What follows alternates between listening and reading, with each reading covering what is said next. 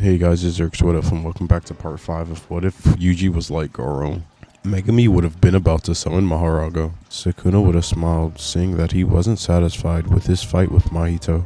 He was going to be able to show exactly what he could do inside of the boy's body. He knew Yuji would be able to use this experience and tell the boy, make sure you're taking this all in, because I'll only show you once. Just then, Megami's cursed energy would begin to flare, and the ritual to summon Maharaga would begin. Megami would tell Sukuna good luck because there wasn't much he could do. He was going to die now, but he was making sure he was taking Sukuna with him. Sukuna would ask Megami, is that so?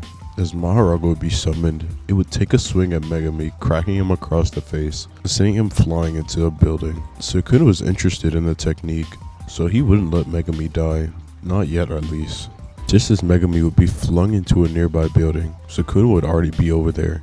He would make sure to heal Megami so he wasn't dead, and say that he would take care of this. He would tell Yuji again to make sure that he was watching, because he would only show this once. Sukuna would begin to make hand signs with his bottom two hands, and with the mouth on his stomach, he would say, Ichor, flesh and blood, sanguine. As a blood orb would appear before Sukuna, he would clap his two top hands on top of the blood sphere, using convergence. Just then, Maharaga would attempt to rush towards Sukuna. However, before Maharaga could reach Sukuna, Sukuna would shoot off a piercing blood. The piercing blood would be sent off faster and stronger than any one of those blood cursed spirits had sent off. It would slice directly through everything like butter.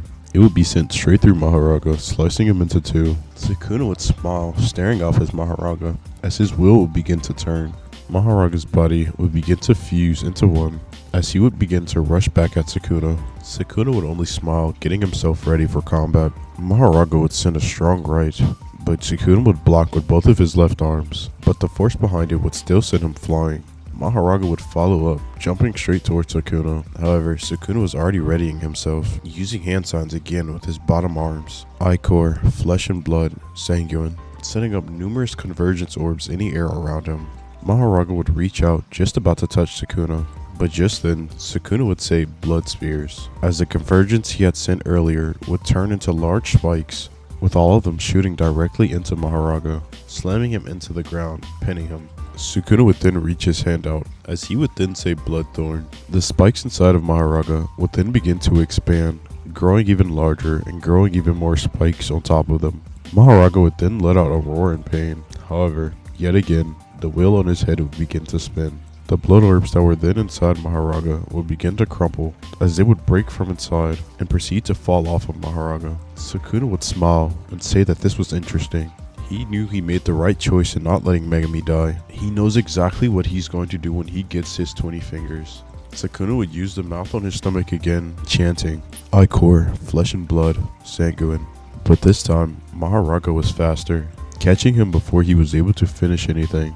He would swing a heavy uppercut towards Sukuna, sending him into the air. He would jump after him, landing another blow on Sukuna.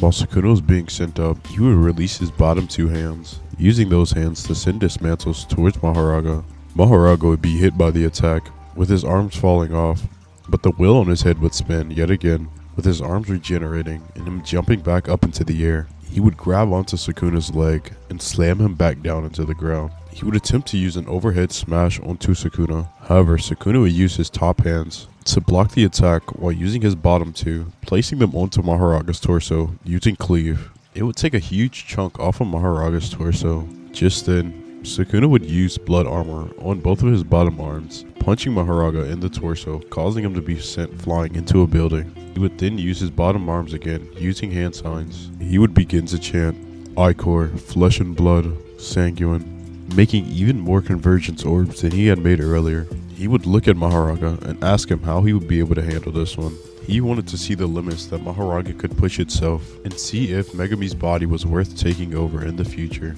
Sukuna would then say blood web, as the convergence orbs would begin to connect to one another, hardening. He would then send the attack straight towards Maharaga, watching as the attack would go straight through Maharaga, slicing him into multiple parts. But once again, the wheel on top of Maharaga's head would spin, and he would come back. Sukuna would begin to laugh, as he would then begin to activate flowing red scale, while also reinforcing the blood armor on his body. He would then tell Maharaga to come. Maharaga would rush in yet again. They would then engage in hand-to-hand combat. Maharaga would send another heavy left, with Sukuna blocking it with his top right arm, using his bottom left to send a punch directly towards Maharaga, using the blood armor that was on his body to push into Maharaga, letting the blood seep inside of Maharaga. Just then, Sukuna would use Supernova, letting the blood that had seeped inside of Maharaga explode, taking his entire top half off. But again, the wheel of Maharaga's head would begin to spin, and Sukuna would realize what was going on. He had a suspicion earlier, but he wanted to make sure. Maharaga was adapting to any and everything that he was throwing at him, so he knew he had to finish off the creature before it could adapt to anything. Sukuna would yet again use his bottom two hands to create hand signs. The mouth on his stomach would begin to open. Ichor, flesh and blood, sanguine. He would create a bunch of convergence orbs around him again. He would use the blood spears again, sending them straight through Maharaga, pinning him into the ground. He would then switch hand signs and say domain expansion, malevolent shrine. As Maharaga would be pinned to the ground, he would continuously be sliced over and over, but the wheel would only continue to spin. Just then, Sukuna would activate Furnace, as he was going to finish off Maharaga in one swoop right now. Maharaga would try to get up and continue to walk towards Sukuna. However, before he could even take a step towards Sukuna, the fire arrow would already be in front of him, striking Maharaga, vaporizing him on impact. Without being able to adapt to the attack, Maharaga would be finished, and the ritual would be complete. Sukuna would smile, saying that he had a lot of fun, and that he knows things would get exciting once he finally has his 20 fingers. But just then, he could feel Yuji's control coming back over him. He guesses that was all the time he was able to have, just enough. He would tell the boy to make sure he absorbs everything that he did today and makes it his own. As Yuji would regain control, his body would revert back to how it was before Sukuna had changed it. Yuji would look on into the destruction, thinking to himself, is this the power that he could have one day? Although he didn't want destruction like this, he still wanted power enough to do something like this. His only goal was to simply get stronger, and he was going to do it no matter the price, no matter what he had to do. He had already come this far, so why stop now? While also regaining control of his body, he would then look through the memories of Sukuna as they would all come crashing in at once. He would remember what Mahito said about Kenjaku planning all of this, and about how they had captured Gojo Satoru. Although he didn't care about what Kenjaku was doing, he wasn't necessarily on Kenjaku's side, and since Gojo had let him go that one time, Yuji would think to himself that it was time to return the favor. He was going to find Kenjaku, find wherever they held Gojo, and free him if he could, just for fun. Yuji would take off and search for Kenjaku. Just then, he would notice Kenjaku in the middle of the wasteland that Sukuna had caused. It looked like he was swallowing something, but Yuji would walk over to Kenjaku and say, yo. Kenjaku would turn around and give Yuji a big old smile, saying that it was nice to see him again. He would ask Yuji if he was willing to join him again, because there were a lot more things in play and they needed Yuji. Yuji would politely decline and tell Kenjaku that he was here for one thing only. Kenjaku would have a more serious look on his face and ask Yuji what exactly would that be. Yuji would begin to scan Kenjaku, seeing if he could see the prison realm anywhere in sight, but Kenjaku wasn't stupid. He would tell Yuji to be careful with his next move because he doesn't want to have to do anything that'll hurt his dear son. But Yuji would tell Kenjaku not to worry about him and not to call him his son. Kenjaku would then tell Yuji that he has an offer to make him. Yuji would raise his eyebrow and tell Kenjaku that he was listening. Kenjaku would then begin to explain the culling games to Yuji, telling him about how he was cutting it close because Mahito had almost died to Sukuna, telling Yuji that he'd be able to get as strong as he wanted in this culling game. There would be numerous sorcerers and newer techniques that he has never seen before. If Yuji didn't cause a ruckus just this one time, Kenjaku would be able to promise Yuji the time of his life. Yuji would say that the culling game sounds grand and all, however, he wants the prison realm. Kenjaku would ask Yuji why would he want the prison realm, but Yuji would tell him it was to simply repay a debt. Kenjaku would laugh at Yuji and tell him that there's no way he would give him the prison realm with no stipulations behind it. Yuji would then offer Kenjaku a deal. If he joins his culling games, gets as many points as he can, he would use those points to do whatever Kenjaku wanted, as long as Yuji was able to have the prison realm. Kenjaku would think having Yuji on his side would definitely be a benefit, not only because he's Sukuna's vessel, but because knowing Yuji, he'll probably get as many points as he can, which would allow Kenjaku to do whatever he wanted during his culling games. Kenjaku knew that Yuji didn't have any real way to unlock the prison realm, so there was no reason for him to be worried. So Kenjaku would smile and tell Yuji that he agrees to his conditions. When the culling games is to start, Yuji is to rack up as many points as he possibly can. and if he is to die in the process, oh well. But in exchange, if Yuji is to gather as many points as he can, Yuji will do whatever Kenjaku tells him to do with his points. And in exchange, he is able to have the prison realm. Yuji would smile and say everything still works out for him. Just then, the Kyoto sorcerers would send an attack on Kenjaku and Yuji. However, another sorcerer would block all of them, this being Urarame. All of the sorcerers would have felt a large surge of cursed energy due to idol transfiguration, gathering around the area. Urarame would ask Kenjaku if any of these sorcerers are needed, with Kenjaku saying not really, and that they could do whatever they wanted to them. Urarame would say good, as they would prepare ice formation.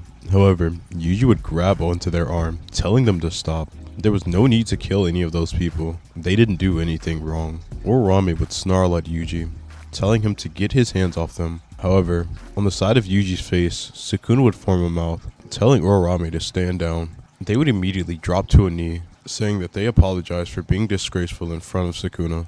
Sukuna would tell Urarame that it was fine, but to not disgrace the boy.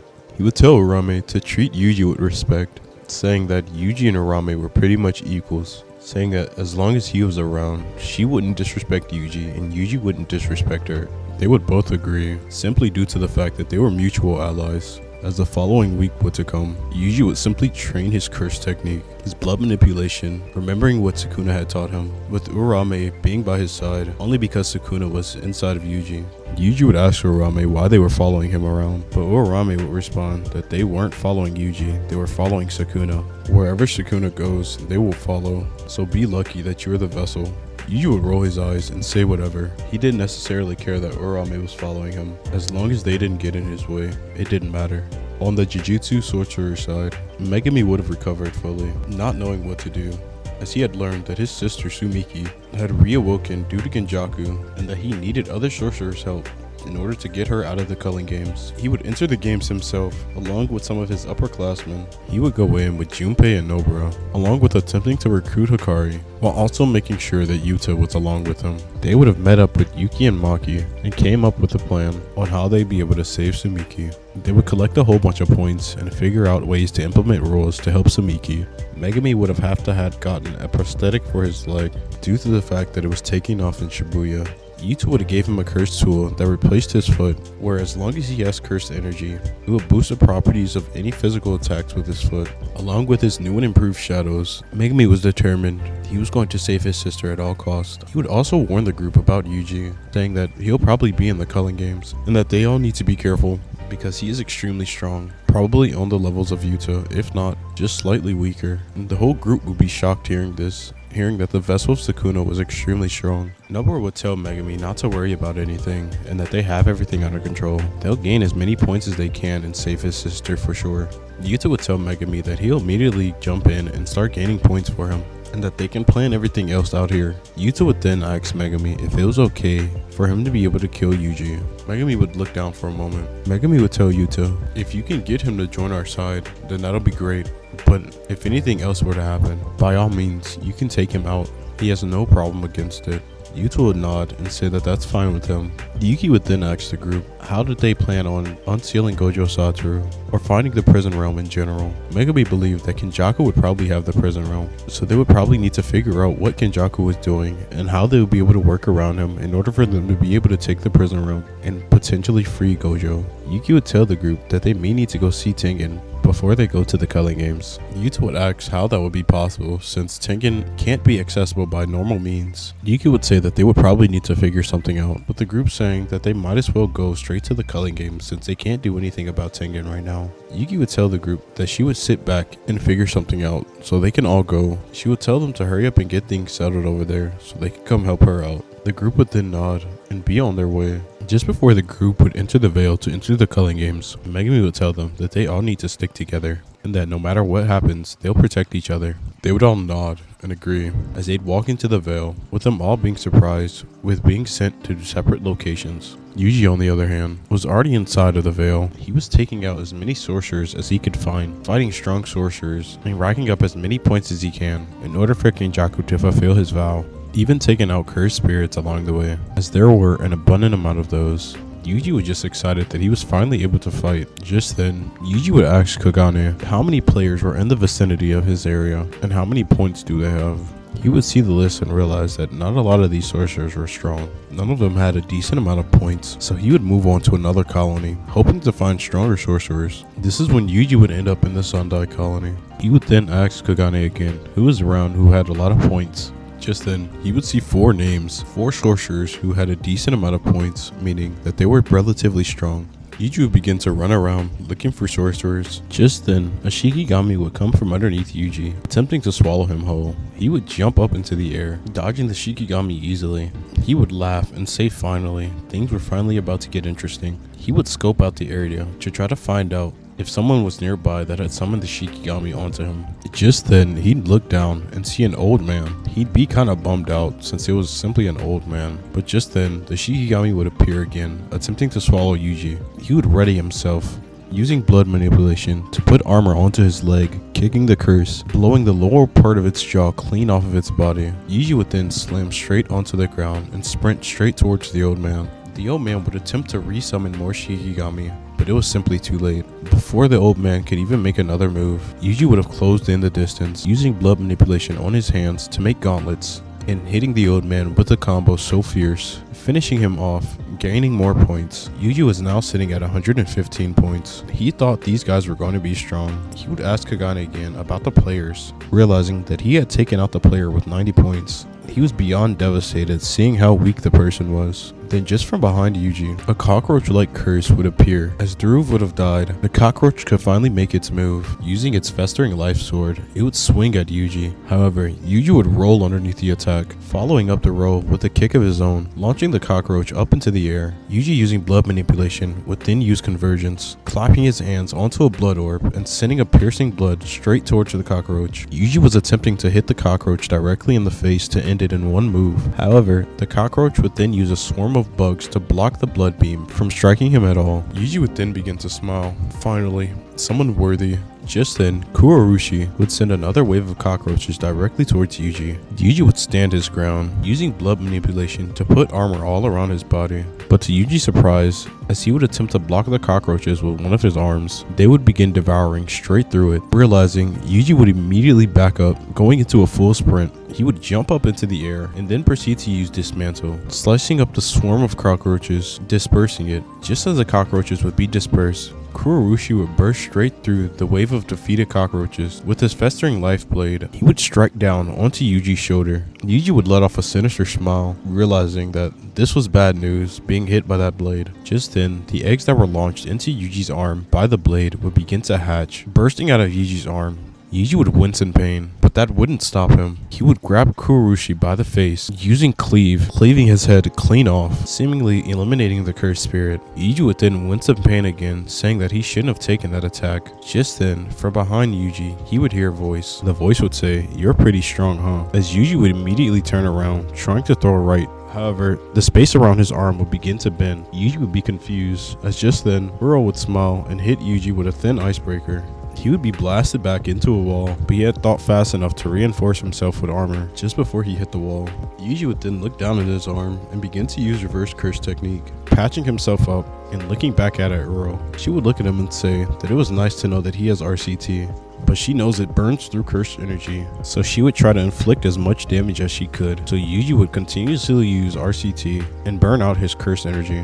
She would fly back in at Yuji, attempting to strike at him, but Yuji would duck underneath it, dropping to his back. He would attempt to grab her, but she would use sky manipulation again, bending the space around his arm, causing his attack to miss. She would attempt to strike him again, but Yuji would dodge. Yuji would then look at his arm and say it looks wonky, as then it would return to normal. He would note to himself that the manipulation itself doesn't cause damage, it just bends the space around it. He would look back up at Uro and then begin to laugh. He would call her a coward for sneaking up behind him and getting in a cheap blow, but it won't happen anymore. Taking a page out of Sukuna's book, Yuji would have trained strictly for this. He would begin to mutate his body as he would grow another pair of arms and a mouth on his torso. Uro would be shocked, saying that he's a copycat, but Yuji would remark, telling Uro that no, there's only one of him. Yuji would then generate hand signs with his bottom hands, and the mouth on his stomach would begin to chant, Ichor, flesh and blood, sanguine, as an abundance of blood orbs would begin to appear above Yuji. Uro would look shocked. Using this much cursed energy as if it's nothing is crazy. Yuji would then point at Uro and say blood spears, as the blood orbs would begin to turn into rods, shooting directly towards Uro. She would use her sky manipulation to bend the rods into a building and attempt to fly away. However, Yuji would simply send more blood spears after her, as Yuji would be cackling to himself, saying about how fun this is. From the left side, Yuji could feel a huge gathering of cursed energy. The second he would turn to his left, he would see a beam directly in front of his face. Reacting just in time, he would activate his blood armor, covering his face, as he would tank the hit head on. It would cause quite a bit of damage, causing him to crash into a nearby building. This is when Ryu would come into the battle, telling them both not to leave him out. Now that those other two were gone, he was hoping that both Uro and Yuji could satisfy him. Yuji would kiss his teeth and be upset, calling Ryu a coward as well, but it didn't matter. He was going to defeat both of them right here and take their points. Yuji's mouth on his stomach would begin to chant again, Ichor, flesh and blood, sanguine, as more convergence orbs would appear in the air. Yuji would then begin to use flowing red scale. He would shoot off blood spears towards Uro again, making them chase her. As he would begin to sprint towards Ryu, he would engage in hand-to-hand combat with him. Yuji would throw 2 right jabs, with Ryu taking the brunt of the attack. Attempting to counterattack, he would swing around and attempt to backhand Yuji. However, Yuji would grab his arm, hitting him with an elbow, slugging Ryu across the face. Using the same hand that he grabbed onto Ryu with, he would pull him in, hitting him with a devastating knee to the gut. Continue his combo with another left hook and kicking Ryu into the torso, sending him into a building. Ryu would begin to smile. He wasn't expecting that from some kid. Just then, Uro would come back around. With the blood spear still chasing her, she would fly in front of Yuji, as Yuji would attempt to hit her. However, she would use sky manipulation on both Yuji's arms and the blood spears, causing the blood spears to wrap around her and hit Yuji directly in the chest. Yuji would laugh and say that her technique was so weird, as he would lift up his left hand and say dismantle, sending slashes directly at Uro, catching her off guard, slicing one of her arms off. Both Uro and Yuji would feel another charge of cursed energy, as Ryu would be preparing another granite blast. He would shoot it at both Uro and Yuji, with Uro using sky manipulation to twist the beam around, sending it directly towards Yuji. Yuji could only kiss his teeth, as he would prepare to take the attack head on yet again. It would connect with his torso, blasting him into another building. Just then, the blood spears that were chasing Uro would disappear. Yuji would be annoyed, as that attack packed quite a punch. Even if it didn't seem all that flashy, it was extremely strong. With all 3 of the fighters injured, Yuji would get himself out of the rubble. Ryu would step up, and so would Uro, all 3 of them ready for round 2. But just then, all 3 of them would feel a sudden surge of cursed energy again, but it wasn't from Ryu this time. Yuji would say that the cursed energy was like Gojo's, but it was way creepier. All 3 of them would look up into the air and see Yuta. Yuta would say, "So you must be Yuji," saying that he sure did look like Sukuna's vessel. Yuji would smile and take it as a compliment. Yuta would tell all 3 of them that he didn't want to kill any of them, he just wanted their points. So if they could all be kind, if they could just give him his points, he would take his leave and nobody would get hurt. However, Yuji is the exception. He needs to have a conversation with him. Yuji would laugh and say that he can only have a conversation with him if he beats him. The only thing he's here to do is get stronger. Yuta would say that that's a shame, and that he really wanted to do things in a roundabout way. But since it's come down to this, he has no choice. Ryu would scream, saying that that's enough talking, charging up a granite beam to shoot at Yuta. However, Yuta would rush directly in front of Ryu, smashing him in the face, sending him flying into a building. Yuji and Uro would be absolutely surprised. Neither of them was expecting Yuta to be so fast. Yuji would only get excited, saying that there was another strong cursed user here.